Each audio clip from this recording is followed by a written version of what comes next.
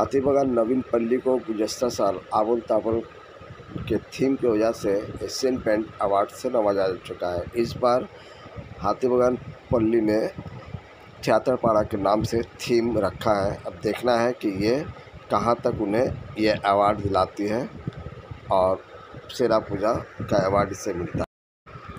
हाथीबागान नवीन पल्ली, इस बार दुर्गा पूजा का थीम थिएटर रखा गया है। थिएटर इसलिए रखा गया है कि इन दिनों কলকাতা में थिएटर অভিযুক্ত জেলে এখন বেরোলো, তাদেরকে মালা পরানো হলো, তাহলে সবাইকে নিয়ে আন্দোলন করে সব এই সবকটা জিনিসের বিরুদ্ধে আন্দোলন। তোমরা মণিপুরের সময় নামবে না, তোমরা আরজিকরের সময় তৃণমূল কংগ্রেস কিন্তু মণিপুরেও নেমেছে, বিলকিস বানুতেও নেমেছে, আরজি করেও নেমেছে এবং আগামী দিনে যতবার সমাজে কোনো খারাপ কিছু লাগে আমরা কিন্তু সচেতন হই।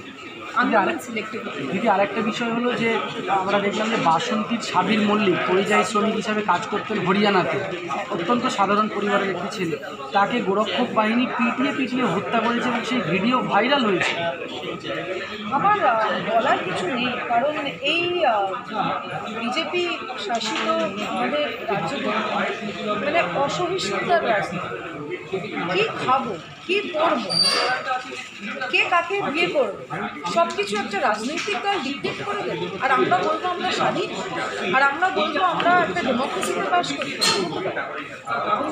দেখুন, আজকে আরজিকরের যে কাণ্ডটা ঘটেছে, যে বা যারা এই কাণ্ড ঘটিয়েছে তাদের বিকৃত মনোবৃত্তির পরিচয়, কিন্তু এই যে গোরক্ষকরা একটা ছেলেকে তারা সন্দেহ করছে সে গরুর মাংস, তাকে যে পিটিয়ে মারলো সেটাও তো বিকৃত মনোবৃত্তির পরিচয় এবং সেই ভিডিও ভাইরাল হয়েছে যেভাবে মারা হয়েছে। কিন্তু কেউ গলা তুলবে না, কারণ এখানে গলা তুললে নিজেদের রাজনৈতিক দলের উপর বক্তব্য এখানে যে আন্দোলন কোনোদিনও সিলেক্টিভ হতে পারে।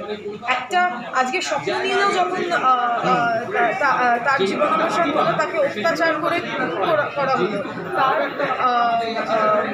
জামা কাপড় খোলা দেহ আজ আমরা যাদবপুর ক্যাম্পাসের 3 তলা থেকে ছুঁড়ে ফেলে দেওয়া হলো পাওয়া গেল, তো তখন কেউ কেন মানবে না? একইভাবে কংগ্রেস কেন? কারণ একটা পুরুষ মানুষের উপর যৌন নিগ্রহ অত্যাচার করা হয়েছে। দিদি একই সঙ্গে আইআইটি খড়গপুরের ফারহান আহমেদকেও হত্যা করা হয়েছিল সেই সময় কোনো আন্দোলন হয়নি। এবার দেখুন, ঘটনা হচ্ছে যে কোনো এরম দুর্ভাগ্যজনক ঘটনাকে আমরা সার্বিকভাবে বিচার চাই। দিদি যে সমস্ত সেলিব্রিটিরা রাস্তায় নামছে, প্রতিবাদ করছে, সমাজকর্মী, বুদ্ধিজীবী থেকে শুরু করে, তারা তো সোশ্যাল মিডিয়াতে জাস্টিস ফর সাবির বলে একটা পোস্টও করেনি, অনেকে জানেই না ঘটনা। সাবিরও তো একজন মানুষ দিদি। সমাজের মূল স্রোতে ভেসে থাকা এবং যারা প্রতিবাদ করছে সকলকেই আমি আমার শ্রদ্ধা জানাই, কিন্তু আমরা বহু ক্ষেত্রে এতদিন তো প্রতিবাদ হয়ে গেল, বহু ক্ষেত্রে কিন্তু আমরা অনেক উদাহরণ পাচ্ছি যেখানে ফুটেজ, যেখানে নিজের প্রাসঙ্গিকতাকে আবার করে একটু করে খুঁজে বের করাটা, এটা important. Justice for Tilottama important. তাই যেখানে জাস্টিসের মূল সংজ্ঞা, যে মূল অর্থ, সেটাই যদি এরা না বোঝে তাহলে এরা সাবিরের ব্যাপারে বুঝবে কেন? যদি রাজ্য সরকারের বিরুদ্ধে কোনো প্রতিবাদ করলে বলা হচ্ছে মেরুদণ্ড আছে, আর কোনো রকম সঠিক কথা বা ফেক নিউজের বিরুদ্ধে বললে বলছে চটি চাকা মেরুদণ্ড। যা বলছে ঠিকই তো, চটি চাকা কেন? এই জন্যই বলছে যে মমতা বন্দ্যোপাধ্যায় হারাই চটি করে, তাই জন্য তার ফলোয়াররা। তাহলে যারা বামপন্থী, যারা রক্ত চাচ্ছে, তাদের হাতে বামতলা ধানতলা থেকে শুরু করে উদয়নগর করে সিঙ্গুরের সিঙ্গুরের সবই রক্ত লাগা আছে, তাহলে তারা রক্ত চাচ্ছে। তাহলে এইটা বলাটা, দেখুন, অ্যাটাক কাউন্টার অ্যাটাক একে অপরের প্রতি হবে। আমরা যাতে মূল আমাদের যে উদ্দেশ্য সেটা হচ্ছে জাস্টিস ফর আরজিকর, এটা যাতে কোথাও আমরা এই রাজনৈতিক ক্যাচকাচানির মধ্যে হারিয়ে না। জাস্টিস ফর আরজিকরের সঙ্গে তো জাস্টিস ফর সাজিরও বলতে হবে। নিশ্চিত হবে justice for each and every human being that has been tortured and killed. এইটা তো মেনে নেওয়া যায় না।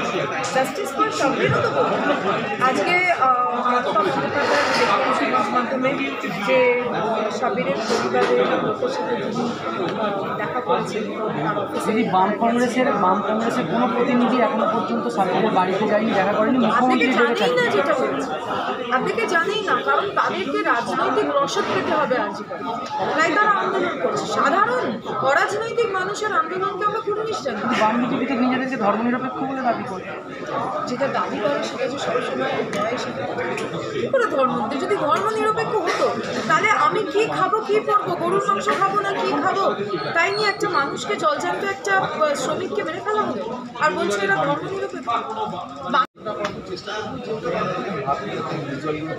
মানুষ যারা এখানে আগে ছিলেন দেখেছি যেটা তাদের কাছে ভালো লাগে, বাকি আদার্স লোকেরা কীভাবে রিয়াক্ট করবেন আমি এখনও নিজেও হচ্ছে বুঝতে পারছি না সেটা, কিন্তু চেষ্টা করবো সবারই ভালো লাগে। এটা কি মূলত নাকি ক্রিয়েট করা এখন যে বিবর্তন সবটাই মোটামুটি ভাবনা চিন্তা? হ্যাঁ, বিবর্তনটা তো থাকবে, অবশ্যই একটা বিবর্তন থাকবে, যে মানে কীভাবে এটার অ্যাভিলিউট হয়ে যাচ্ছে সেই জায়গাটাও থাকবে। এবং পাশাপাশি আমরা চাইছি এই যে এই ধরনের যে পেশাদারি থিয়েটার, এটা তো আর নতুন করে ফিরে আসা সম্ভব না, সেই ধরনের মানুষজন আর নেই। তো আমরা সেটাকে বলছি না, আমরা চাই যেটা আর্কাইভ পরের জেনারেশন, মানে আমাদের মতো মানুষরা জানবে যে এরকম একটা পেশাদারি থিয়েটার ছিল।